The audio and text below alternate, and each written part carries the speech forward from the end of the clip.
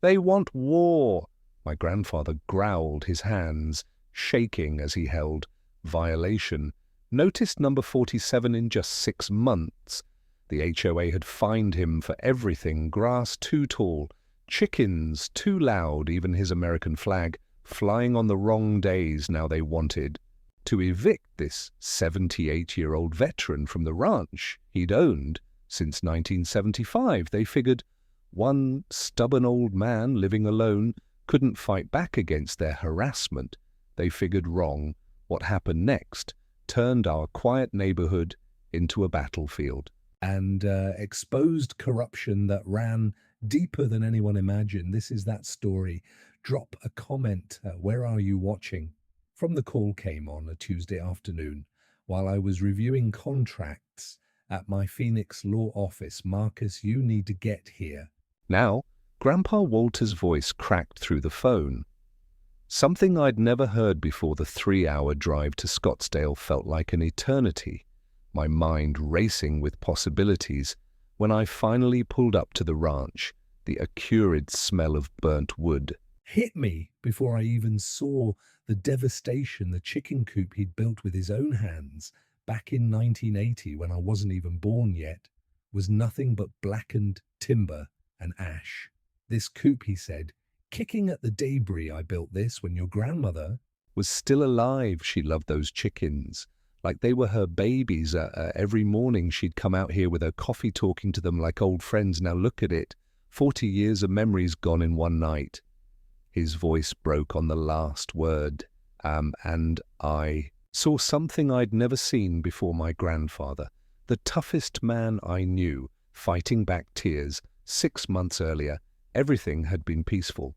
The ranch sat on the outskirts of what used to be unincorporated land, where folks minded their own business, and nobody complained about roosters crowing or the occasional cow mooing. Then came the announcement that shocked everyone. Our area was being incorporated into a newly formed homeowners association. I remember Grandpa saying something odd back. Then I saw some strangers measuring around here. Last week didn't like the look of them, city types, with their fancy equipment, taking photos of everything. We should have paid more attention to that warning. Patricia Crawford, who insisted everyone call her Patty, swept into the community like a tornado in designer heels, promising to elevate our neighborhood standards and protect property values. She won the HOA presidency in a landslide, mostly because half the residents didn't even bother to vote, thinking it wouldn't affect them much. How wrong they were. Grandpa Walter, stubborn as a mule, and twice as proud, flat out refused to join the HOA. He cited something about grandfather rights.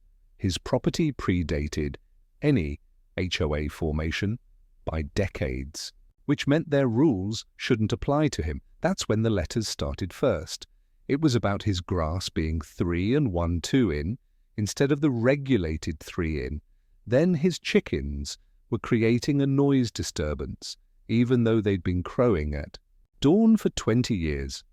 Without a single complaint, the house paint was suddenly not in compliance with neighborhood aesthetic standards. Despite being the same desert tan it had been since the 70s, the pickup truck he'd owned for 15 years was deemed an eyesore because it had a small rust spot on the bumper. Even our neighbor Dorothy Stevens, a sweet 71-year-old widow who'd lived here almost as long as Grandpa, got slapped with a $200 fine because her rose bushes were excessively abundant. She came over one afternoon shaking her head. "Walter, I don't understand it. These roses won awards at the county fair last year. Now they're calling them a violation." She paid up anyway, too scared to fight back. But I could see it broke something in her spirit. The violations escalated from annoying to downright harassment fines for having a rusty horseshoe hanging on the barn door as decoration. Apparently it was inconsistent with community aesthetics, penalties for the unsightly vegetable garden that Grandpa had maintained for 40 years, the same garden that had fed half the neighborhood during tough times, threats of legal action. if he didn't remove the old wagon wheel that served as a memorial to my late grandmother, where he'd planted her favorite wildflowers. Each letter came with increasingly steep fines, $50 here, $100 there, then suddenly $500 for repeated non-compliance. Grandpa would add them to a growing pile in his kitchen drawer, unopened after the first few. Let him come, he'd say, but I could see the stress wearing on him. His hands shook a little more each day. His sleep became restless with him, pacing the floors at 3 in the morning, and the spark in his eyes dimmed just a bit with every new envelope that arrived, but burning down the chicken coop that crossed a line from harassment into criminal territory. As I stood there surveying the damage, something caught my eye, beyond the obvious destruction. The security camera mounted on the barn, the one I'd helped him install last Christmas after some tools went missing, was smashed to pieces, not just broken, deliberately destroyed with what looked like careful, methodical blows. "When did that happen?" I asked, pointing to the broken equipment. Grandpa rubbed his weathered face and sighed deeply. "Found it like that about a week ago, figured it was kids being stupid, maybe those teenagers from the development down the road. Now I'm thinking different. We both knew this wasn't random vandalism. Someone had planned this carefully, taking out the camera first to ensure there would be no evidence of their crime." I spent the rest of that day documenting everything, taking photos of the destroyed co-op from every angle, the broken camera with its wires ripped out, and gathering all 47 violation notices from Grandpa's drawer, each one more ridiculous than the last failure to maintain approved mailbox height, unauthorized display of American flag on non-desated holidays, presence of non-decorated farm equipment in view of street. As a real estate lawyer, I dealt with HOAs before, but nothing like this systematic campaign of harassment. This felt personal, vindictive, like someone had a specific vendetta against my grandfather. As the sun set over the ranch, casting long shadows across the scorched earth where the co-op once stood, I made a decision that would change everything. "Pack a bag. Grandpa, I'm staying here for a while," I announced. "If Patty Crawford wants a fight, she just got herself a real estate attorney with nothing to lose and everything to prove." He looked at me with those tired eyes, and for the first time in hours, I saw a glimmer of hope mixed with pride. "You sure about this, son? These people play dirty." I nodded firmly. "So do I when I have to, and nobody messes with my family." But when I checked the security footage from the week before, scrolling through the corrupted files on Grandpa's old computer, I found one frame that survived what I saw, made my blood run cold. Someone had been planning this for a long time. The footage was mostly corrupted, static and digital artifacts obscuring most of the recording, but one frame remained clear enough to see a figure in dark clothing approaching the camera with what looked like a baseball bat. I couldn't make out the face due to a hood in the night lighting, but the build looked familiar. Medium height, slight paunch, walking with a distinctive swagger I'd seen before. I decided to keep this information to myself for now, while I dug deeper into Patty Crawford's background. What I found in the county records made everything click into place like pieces of a sinister puzzle. 10 years ago, she'd approached Grandpa about buying his land for a fraction of its value, claiming she wanted to build a boutique desert resort. The offer was insulting $50,000 for 40 acres of prime real estate worth at least $2 million. Grandpa hadn't just turned her down, he'd literally thrown her off his property. "Get off my land, you vulture," he'd shouted according to his own retelling. Now she was back hiding behind HOA bylaws to force him out through legal harassment. My investigation was interrupted by a knock at the door. Sofia Martinez stood on the porch, her 8-year-old son Diego hiding behind her legs with a bandage visible on his calf. Sophia worked as a nurse at Banner Hospital, pulling 12-hour shifts to support her kids alone after her husband passed away. 2 years ago, "Marcus, I heard you were back in town. I need to show you something," she said, pulling out her phone with trembling hands. The video she played made my jaw drop. It showed Diego playing in their front yard, drawing with chalk on the sidewalk, when one of Patty's 3 poodles charged at him, unprovoked, biting his leg hard enough to draw blood. But that wasn't the shocking part. The audio captured Patty screaming from her driveway, "You touch my dog again, I'll make sure your whole family ends up on the street." Sophia's hands shook as she explained, "You fined me $300 saying Diego provoked her dog. Then another $500 for the support. Our nurse's flag. I hung during the pandemic. I've been saving this recording, too scared to do anything with it. Until now, armed with this new information and a burning sense of injustice, I attended the next HOA meeting. That Wednesday evening, the community center was packed beyond capacity. The air thick with tension, and the smell of burnt coffee. Patty strutted in, wearing a power suit that probably costs more than most people's mortgage payments, her bleach blonde. Hair shellacked into a helmet that defied gravity, Bradley Morrison followed behind her, like an eager puppy carrying her files and water bottle. The meeting started with her usual condescending tone, rattling off new violations and fines like a twisted auctioneer. Then came the moment that changed everything. Tom Anderson, a plumber with 3 kids who just lost his wife to cancer, stood up when Patty announced his $1,000 fine, his crime, leaving his daughter's pink bicycle in the front yard for 2 hours while she was at the hospital visiting her mother's grave. $1.00 for a kid's bike. Tom's voice cracked with disbelief and grief. That's my grocery money for the month. My daughter just lost her mother, and you're finding me because she forgot her bike. Outside the room stirred uncomfortably, but nobody dared speak up. That's when I couldn't stay quiet anymore. Standing up slowly, I felt every eye in the room turn to me. "Crawford, you're finding people for children's bicycles while your dogs attack kids without consequence. How exactly does that elevate our neighborhood standards?" The room gasped collectively. Patty's face turned purple, clashing horribly with her orange spray tan. "You're not even a homeowner here. Mr. Bennett, security, escort this man out immediately." But I stood my ground, actually. "I'm here representing Walter Bennett, a property owner whose rights predate your fake HOA by decades.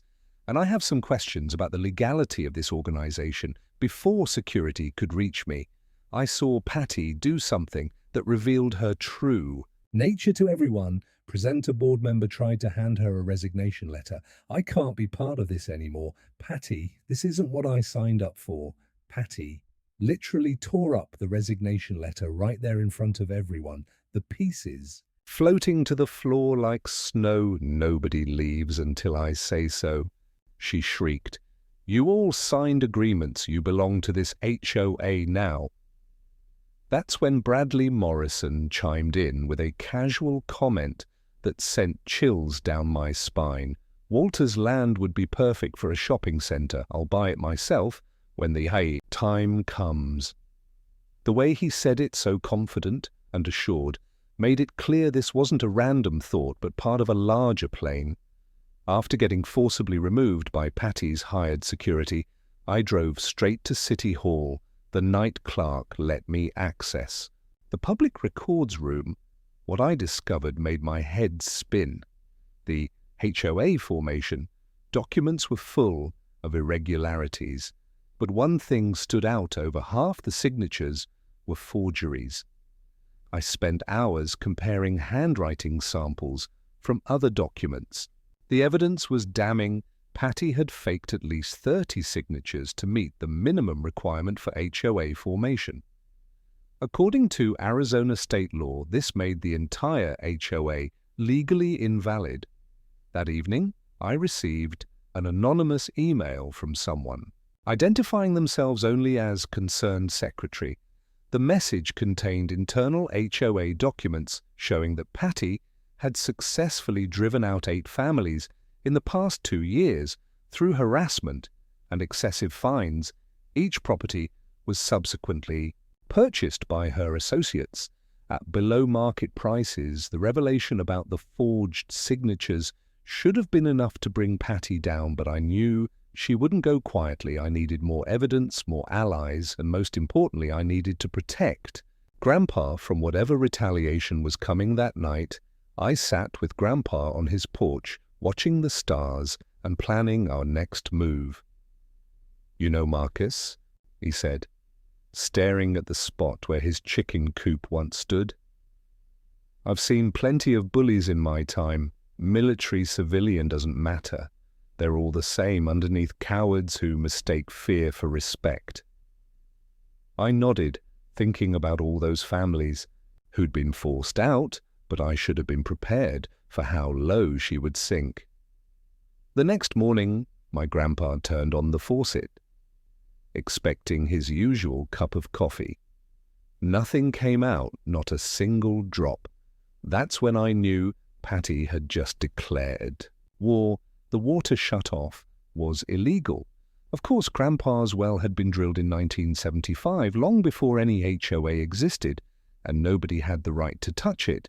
But when I called the water department, they claimed it was a maintenance issue that would be resolved in due time. The clerk's nervous voice told me everything I needed to know.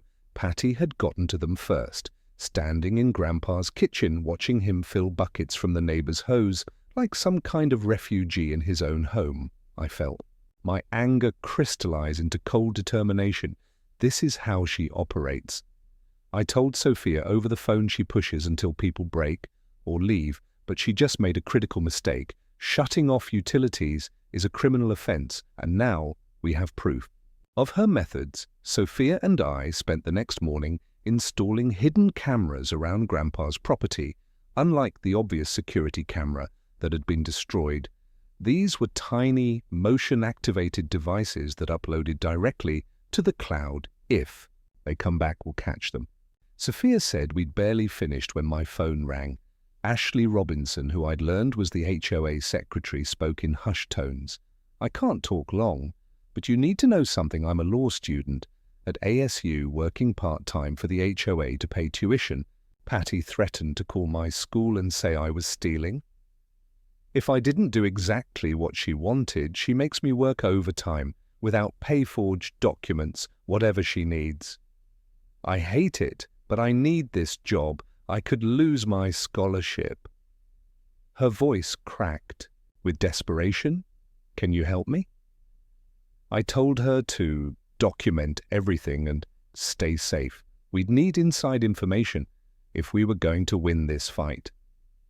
3 nights later, our new cameras paid off spectacularly. At 2:47 in the morning, they captured crystal clear footage of 2 men in dark clothing approaching the ranch fence with crowbars. Sophia and I were monitoring from my laptop in the kitchen when the alert came through. Without thinking, I grabbed my phone and Grandpa's flashlight running out into the darkness. "Hey!"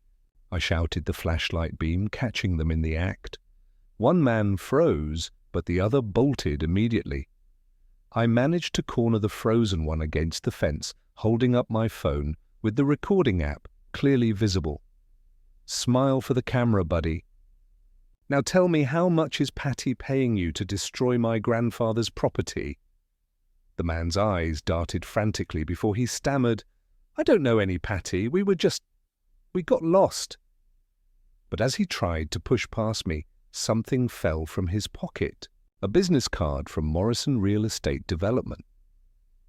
The next morning, I marched into the HOA office with the video evidence and the business card. Patty was there with Bradley, huddled over property maps. When they saw me, Bradley's face went white. But Patty maintained her composure. "You're trespassing. Mr. Bennett, I'll have you arrested, I smiled coldly. Go ahead, I'm sure the police will be very interested in this video of your hired thugs destroying private property. Or should I say, Bradley's. Hired thugs. I tossed the business card on her desk. You can't prove anything, Patty said, but her voice had lost its usual imperious tone. Actually, I can and I will consider this your notice. Touch my grandfather's property again, and I'll bury you. Both in lawsuits. As I turned to leave, I heard Ashley's nervous voice from the outer office. Mrs. Crawford, the state inspector, is here about those documents you wanted me to modify. The retaliation came swifter than expected that evening, as Grandpa sat on his porch enjoying the sunset. A truck roared up the drive. 3 men jumped out, one carrying what looked like a police baton. Walter Bennett, the lead man, shouted, "You've been served." But this wasn't a process server, this was an ambush, as Grandpa stood up. Confused, the man with the baton moved fast, shoving him hard. A 78-year-old grandfather fell backwards over his rocking chair with a sickening crack, his arm bent at an unnatural angle as he hit the wooden deck. "That's for making trouble," the man sneered. They were gone before I could get outside, leaving Grandpa crumpled on the porch, his face pale with pain and shock at the hospital. While Grandpa was getting his broken arm set, I made a decision that would change everything. "I'm done playing defense," I told Sophia, who'd rushed over as soon as I called. "They want to escalate, fine. I'm going full offense." I thought about all the evidence we'd gathered, the forged signatures, the video of the thugs, Ashley's inside information, Diego's dog bite, recording. It was time to stop reacting and start attacking. While searching for Grandpa's insurance information in his bedroom closet, I found something in his old wooden box that made my hands shake. It was a surveyor's note from 1990 written in faded pencil: boundary dispute D2, need to recheck eastern property line, possible encroachment on Bennett. Land attached was a rough sketch showing measurements that didn't match the current property lines. My mind raced with possibilities. If this was accurate, it could change everything. As the ambulance took my grandfather away, I found something in his old wooden box that changed everything. Patty Crawford had been lying to everyone for years, armed with mounting evidence and fueled by the image of my grandfather's broken arm. I filed a lawsuit against the HOA that Monday morning, $2 million in damages for harassment, assault, conspiracy, and intentional infliction of emotional distress. The court clerk's eyes widened as she read through the complaint. "This is quite serious, Mr. Bennett. Are you sure you want to proceed?" I'd never been more certain of anything dead sure, and please note that I'm also filing criminal charges for the assault on Walter Bennett. Word spread through the community like wildfire. Within hours, my phone was buzzing with calls from neighbors who'd suffered under Patty's reign of terror. Tom Anderson offered to testify about the psychological torture of constant fines. Dorothy Stevens tearfully admitted she'd been eating 1 meal a day to pay the dam of fear was finally breaking. That afternoon, I was sitting in Grandpa's kitchen when Bradley Morrison knocked. "Can we talk privately?" against my better judgment. I let him in. He sat at the kitchen table and put on a performance worthy of an Oscar look. "Marcus, I think we got off on the wrong foot. I had no idea Patty was going this far. I'm just a real estate guy trying to make a living." He leaned forward conspiratorially. "Between you and me, I think she's lost it. Maybe we can work something out. I could help you take her down, and in return, your grandfather could sell me just a small portion of his land, 5 acres. Maybe I'd pay top dollar." I pretended to consider it, even though every instinct screamed, this was a trap. "What kind of information could you provide?" His eyes lit up. "Everything. Meeting minutes, financial records, her plans for the neighborhood." "I've got it all." We arranged to meet the next day for the handoff, and I played along perfectly when Bradley arrived with a box of documents I made a show of reviewing them, even discussing strategy. For the lawsuit, this is perfect, I told him.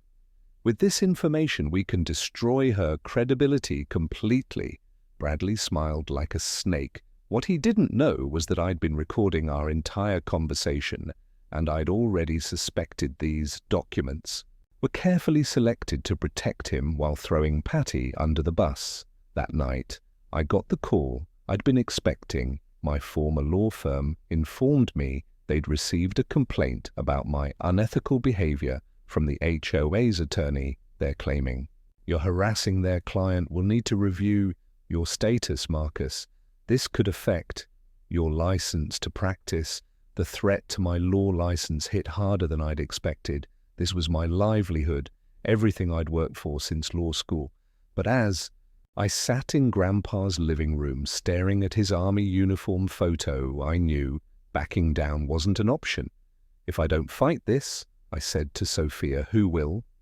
She showed me her phone where a community group had gained over 200 members in just 2 days.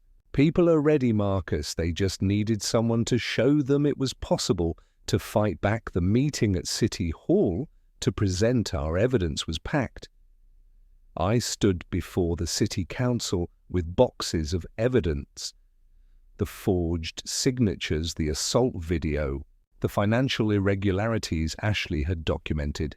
"This isn't just about one bad HOA president," I explained. "This is about a criminal conspiracy to steal land from law-abiding citizens." Patty's lawyer stood up to respond. "My client categorically denies these baseless accusations. Mr. Bennett is a disgruntled family member lashing out because his grandfather refuses to follow simple community standards." He pulled out his own stack of papers. "Furthermore, we have evidence that Mr. Bennett has been harassing HOA board members. We're prepared to file our own lawsuit for defamation." That's when Bobby Hayes, a Marine veteran, stood up. "I'm done being afraid." He pulled out his checkbook and tore the check in half, dramatically. I didn't fight.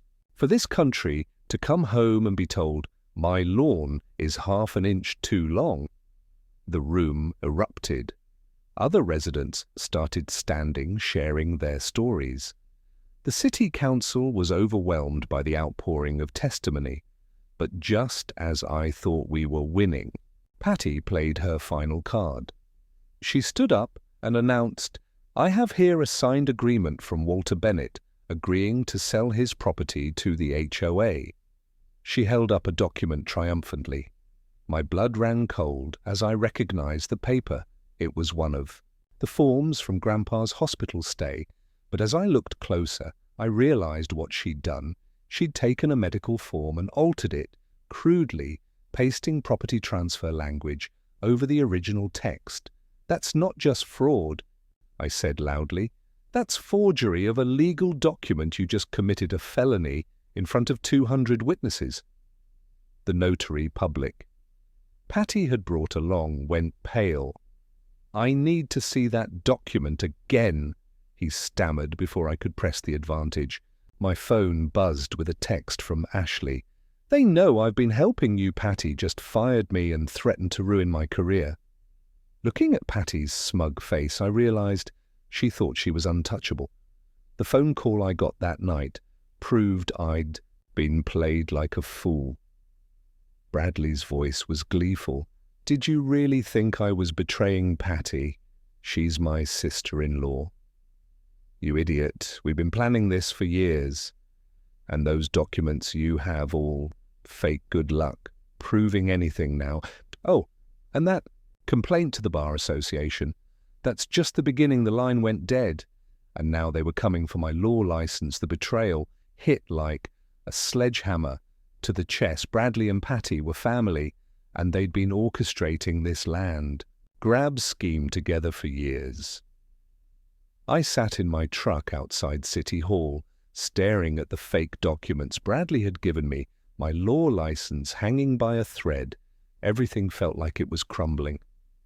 The Bar Association had scheduled a hearing for next week, and if they believed Patty's fabricated complaints, I'd lose everything I'd worked for. But then I thought about Grandpa in that hospital bed, his arm broken by thugs still managing to joke with the nurses despite the pain, if he could endure.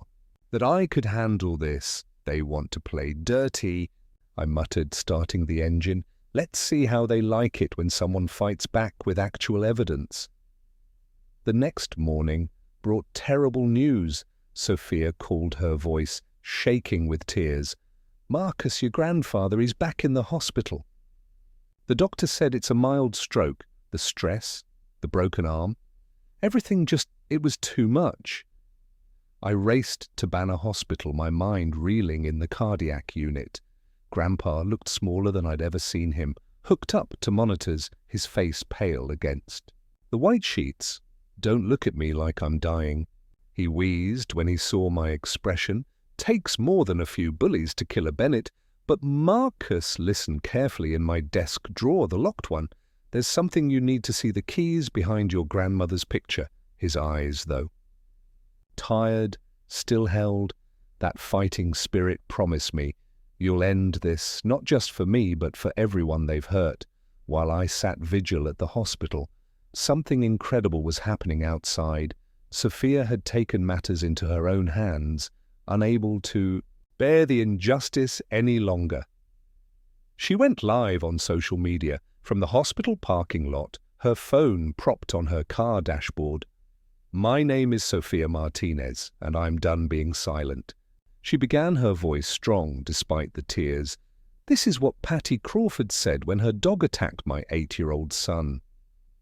She played the recording, Patty's vicious words echoing across the internet. She called my baby a wetback, she threatened, to make us homeless. And why? Because we dared to exist in her neighborhood. The live stream exploded within an hour. It had thousands of views and hundreds of shares. Comments poured in from other victims of HOA abuse across the country. Patty, you're worse than your dogs, at least they only bite once, Sophia declared, looking directly into the camera. That line became an instant viral sensation. The community response was immediate and overwhelming. Bobby Hayes, the Marine veteran who'd torn up his check at the meeting, created a social media group called Survivors of Patty's HOA that gained 500 members in a single day.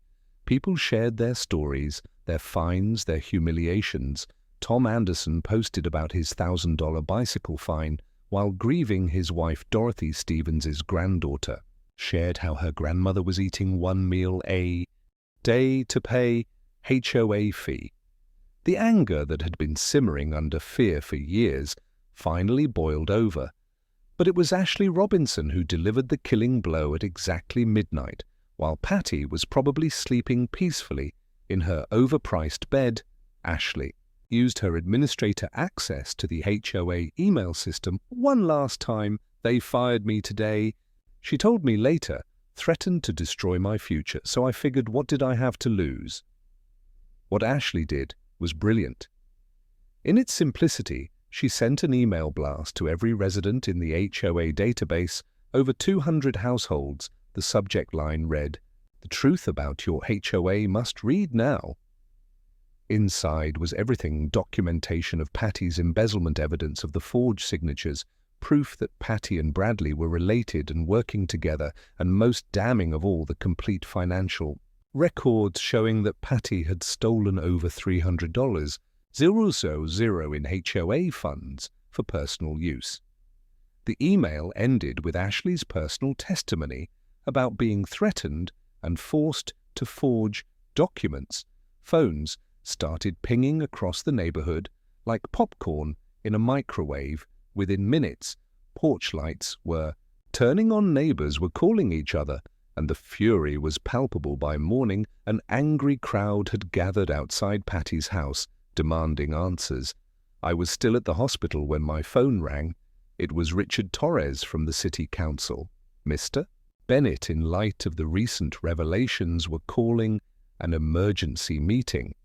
Can you be there? I looked at Grandpa, who, despite the stroke, managed to give me a thumbs up with his good hand. Go get him, son, he whispered.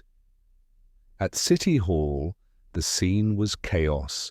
Media vans lined the street, reporters shoving microphones at anyone who would talk. Inside the council chambers were packed beyond capacity. Patty sat at the defendant's table, her perfect facade, finally. Cracking her makeup was smudged, her powers suit wrinkled, and for the first time she looked afraid Bradley was nowhere to be seen. Rats always flee sinking ships. First, the evidence was presented systematically. Ashley's documentation, the forensic accounting showing embezzlement, the recorded threats, the forged signatures. Even Patty's own lawyer looked uncomfortable as the proof mounted. But the real moment of triumph came when Detective Sarah Walsh from the Scottsdale Police Department stood up. Based on the evidence presented and our preliminary investigation, we're placing Patricia Crawford under arrest for embezzlement, fraud, assault, conspiracy, and document forgery. The handcuffs clicking around Patty's wrists was the most beautiful sound I'd ever heard as they led her out. She turned to glare at me with pure hatred. "This isn't over," she hissed, but I just smiled. "Actually, Patty, it's just beginning." The crowd erupted in cheers as she was purpur, and soon the whole room joined in. Bobby Hayes lifted Sophia on his shoulders as she waved her phone, still recording. "This is what happens when we stand together," she shouted to thunderous applause. But even in victory, I knew we weren't done. My law license was still under threat, and the Bar Association hearing loomed that night as I sat with Ashley and Sophia planning our next move. Ashley's laptop dinged with a notification. "Oh my God," she gasped. "Look at this." The email was from the State Bar Association. Apparently dozens of residents had written in support of me, sharing their own stories and praising my courage and standing up to corruption. Even better, 3 other lawyers had come forward reporting that Patty had tried to bribe them to file false complaints against attorneys who opposed her. The investigation was being turned around. Instead of investigating me, they were now investigating Patty's attorney for ethics violations. It was beautiful, poetic justice. As I drove back to the hospital to check on Grandpa, I passed Patty's house. FBI agents were carrying out boxes of evidence, while neighbors watched from their lawns, some openly celebrating the rain. Terror was finally ending. But when I got to Grandpa's room, the nurse met me with a worried expression. "Mr. Bennett, your grandfather's condition has worsened. The doctor says the next 24 hours are critical." I rushed to his bedside where he lay unconscious, machines beeping steadily. "Don't you dare give up now," I whispered, gripping his hand. "Not when we're so close to winning." Outside his window, I could see news vans arriving at the hospital. The story had gone national. The doctor said Grandpa might not make it, but outside his hospital room, something incredible was happening. The entire neighborhood was about to explode. The next morning, Grandpa's room looked like a flower shop. Bouquets, cards, and balloons filled every surface sent by neighbors who'd heard about his condition. The man who'd been branded a troublemaker by the HOA was revealed as what he truly was, a beloved community patriarch who'd stood up to tyranny outside. In the hallway, I found an unexpected crowd. Sophia, Bobby, Ashley, Dorothy Stevens, Tom Anderson, and at least 30 other neighbors had come to show support. "We're not leaving until he wakes up," Bobby announced. "That man fought for us, now we fight for him." Even the hospital staff seemed moved by the display of community solidarity, but I had work to do. While Grandpa fought for his life, I needed to finish what we'd started at my truck. I called the contact from the state land office who'd been researching the property lines markers. "You're not going to believe this," he said excitedly. "I found the original survey from 1950. The property lines on the current maps are wrong. That 1990. No, your grandfather had it was right. The eastern boundary of his property extends 50 feet beyond what's shown on modern map." My heart raced. As I process this information, are you saying what I think you're saying? He laughed. I'm saying the HOA built their office building on your grandfather's land. They've been trespassing for the past 2 years. I sat in stunned silence for a moment, then asked him to email me the official documentation immediately. This changed everything. I drove straight to the county courthouse with the surveyor's documents. The clerk's eyes widened as she reviewed them. This is significant, she understated. You'll need to file for an immediate injunction and property claim. As I filled out the paperwork, my phone buzzed with news alerts. The HOA scandal had gone viral. Major news outlets were picking up the story, especially Sophia's. Live stream the phrase, "Worse than your dogs," had become a rallying cry against HOA abuse nationwide. But there was no time to celebrate. I had one more piece of the puzzle to solve: who burned down the chicken coop. The security footage we'd captured of the vandals was good but not clear enough for identification. Then I remembered something. Ashley had access to all HOA files, including Bradley's meeting. Ashley at a coffee shop. She handed me a flash drive with trembling hands. I copied everything. Before they locked me out, she said, including Bradley's personal folder. What I found on that drive made my blood boil. There were photos, dozens of them, that Bradley had taken while scoping out properties, including several of Grandpa's ranch, with the chicken coop circled in red marker. But the smoking gun was a video file apparently recorded by accident. When Bradley left his phone recording in his pocket, the audio was muffled but clear. "Nuff, just burn the damn chickens. Make it look like electrical. That'll push the old man over the edge." The voice was undeniably Bradley's, but there was another voice, younger, agreeing to do it for $5,000 cash. I enhanced the video and froze on a single frame where the phone had shifted, showing a partial fade. It was one of the men we'd caught vandalizing the fence, but more importantly, he was wearing a distinctive watch that appeared in several of Bradley's photos. Armed with this evidence, I went straight to Detective Walsh. She reviewed everything carefully, then smiled. "This is enough for an arrest warrant. We'll pick up Mr. from Morrison today." The news of Bradley's impending arrest spread quickly, but at the hospital I received the call. "I'd been dreading, Mr. Bennett. You should come quickly. Your grandfather is asking for you." I raced back, fearing the worst.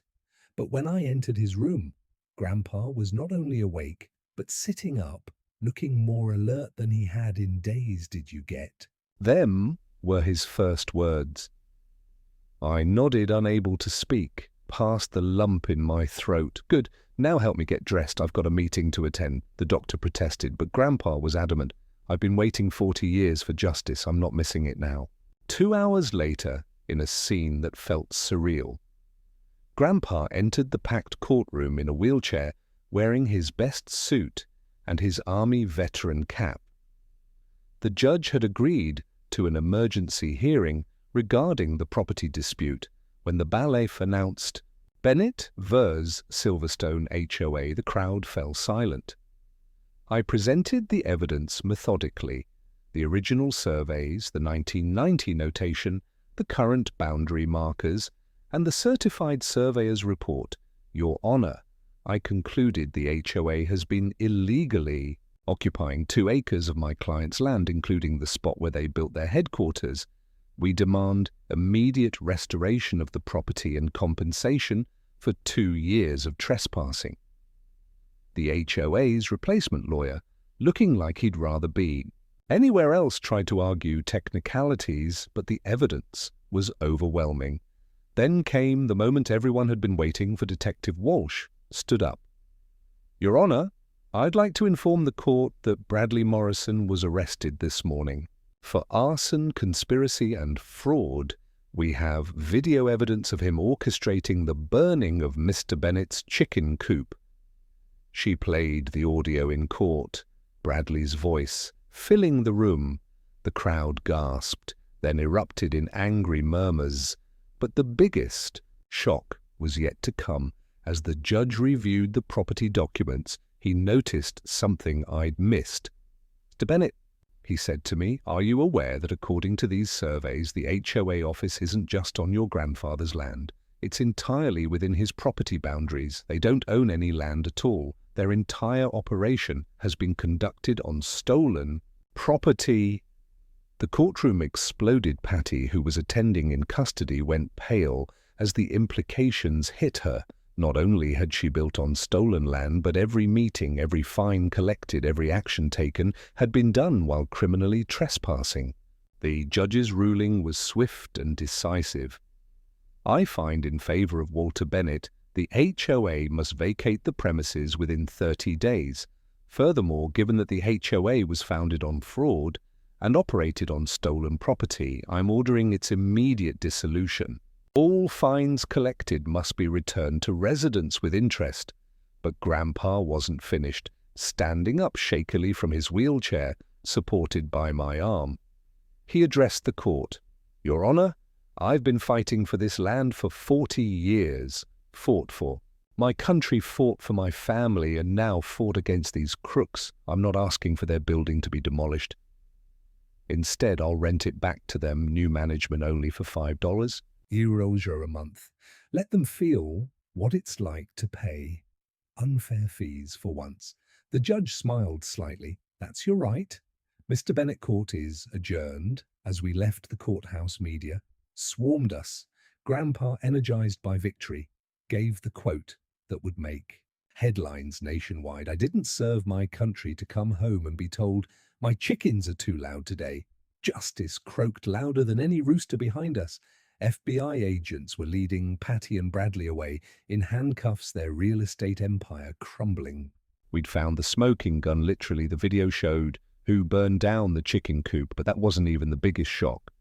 Wait till you hear who actually owns the land under the HOA office.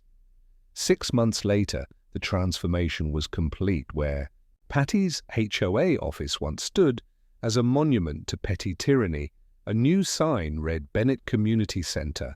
All welcome. The conference room where Patty had plotted her schemes had become a free legal clinic where I volunteered twice a week. But the sweetest victory was the small office in the back where 2 very special tenants paid rent.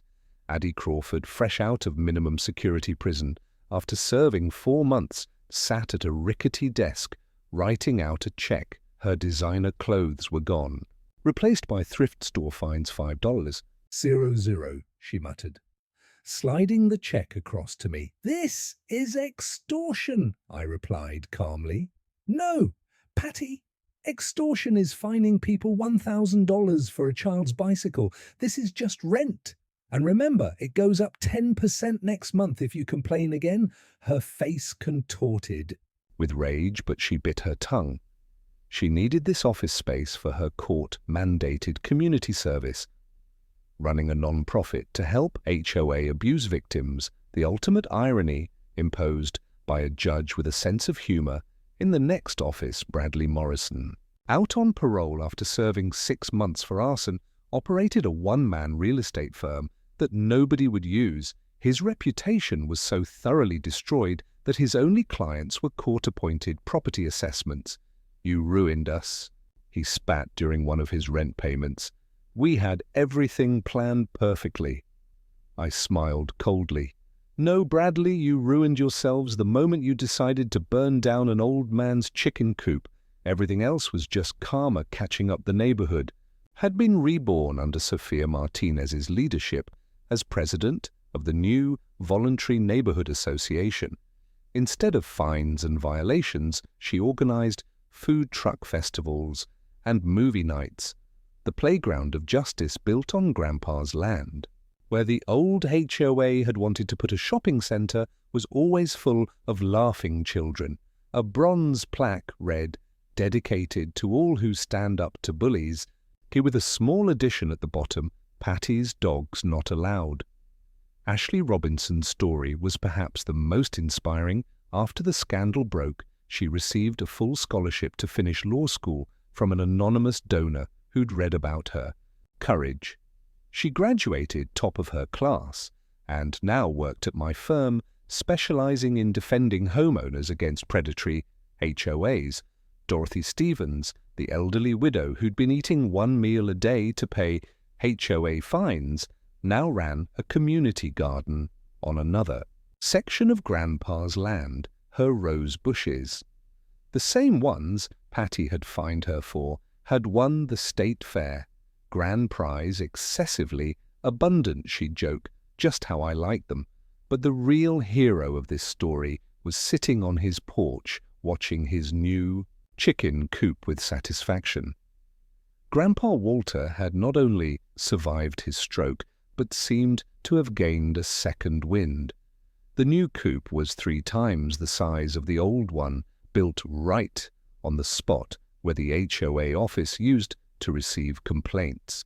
The story had indeed gone viral, bigger than we ever imagined. A documentary filmmaker had spent 3 months with us creating the Chicken Coop War, which premiered on a major streaming platform. The hashtag anti-HOA hero had over 1 million uses. I'd been invited to speak at law schools about standing up to institutional bullying. The viral video compilation of our saga had been viewed over 5 million times. The top comment with a 100,000 likes simply read, "This is better than any movie. Patty got exactly what she deserved." But my favorite part was the subtitle someone had added to Patty's arrest scene. Local woman discovers chickens do come home to roost. The media attention had attracted other victims of Patty's previous schemes from 2 other states, always targeting elderly landowners with the same playbook of harassment. One evening, as I helped Grandpa feed his chickens, he shared something profound. "You know, Marcus, I could have sold this land years ago, lived comfortable somewhere else, but this land isn't just dirt and grass. It's where I brought your grandmother as a bride, where your father took his first steps." Patty thought she was just stealing land. She was trying to steal our history. His eyes missed it as he scattered feed to his beloved birds. But we showed them, didn't we? Sometimes the smallest stand makes the biggest difference. These chickens started a revolution. He was right. Our victory had inspired legislative changes. Arizona passed the Bennett Law, requiring stricter oversight of HOA formations and giving property owners more protection. Against harassment, other states were following suit, with similar legislation. As the sun set on another peaceful day, the neighborhood gathered for our monthly BBQ at Grandpa's ranch. The smell of grilling burgers mixed with the sound of children playing and neighbors laughing. Tom Anderson, the plumber, who'd been fined for his daughter's bicycle, flipped burgers while his kids played on the new playground. These gatherings had become legendary, drawing people from surrounding communities. Who'd heard about our fight during the BBQ. Bobby Hayes unveiled a banner that read, "The only HOA that matters, humanity over assholes," which he draped across the old HOA signpost. Sophia presented Grandpa with a handmade plaque, honorary mayor of the free neighborhood. Ashley announced that her first major case victory had resulted in another corrupt HOA being dissolved. Even some former HOA board members who'd resigned in protest showed up apologizing for not standing up sooner. The evening reached its peak when someone shouted, "Patty alert!" Everyone turned to see her rusty Honda pulling up to pay her monthly rent early, but instead of anger, the gathering responded with laughter, genuine hearty laughter at the sight of the former queen, reduced to a tenant on the very land she'd tried to steal. As she skewered into the office, Bobby called out cheerfully, "Hey, Patty, the bathroom's clogged again in your office. Landlord says tenant's responsible for minor repair." The laughter doubled. As the party wound down, I sat with Grandpa on his porch. "Was it worth it?" I asked. "All the stress, the hospital stays, the fighting." He looked out over his land, at the community thriving around us every damn second. He said, firmly, "Your grandmother always said the measure of a person isn't what they accumulate, but what they accumulate, but what they stand for. We stood for something, Marcus." And we won. The final irony came in the mail that week. The state had sent Patty a violation notice for improper maintenance of the non-profit. She was required to run the fine, exactly $1,000, the same amount she'd charged Tom Anderson for his daughter's bicycle. When she came to complain about it, mascara running from angry tears, I couldn't help but smile. That's karma, Patty. And unlike your fake HOA, karma's fees are always justified. She stormed out, but not before I reminded her, rent's due on the 1st. Don't be late or there's a $50 daily penalty. You wrote that rule yourself. Remember that night, as I drove home to Phoenix, I passed a billboard someone had erected showing Grandpa feeding his chickens with the words, Walter Bennett, the man who fought the HOA and won. The story that started with burned chickens had become a symbol of resistance against petty tyranny. Property values in the neighborhood had actually increased. Since the HOA's dissolution, 3 young families had moved in, attracted by the story of a community that stood together. One had already put up a chicken coop in solidarity. The revolution that started with one old man and his chickens had spread across the nation. As I pulled into my driveway, my phone buzzed with a text from Grandpa Fox. Got into the coop tonight. Chickens fought him off. Even my birds know how to stand up to bullies. Now love, Grandpa. I smiled, knowing that somewhere in Scottsdale, an old man was sitting on his porch, finally at peace on the land he'd fought so hard to protect. The HOA had tried to evict him. We'd sued them, took their lot, and raised their dues to $5,000 a month. And that is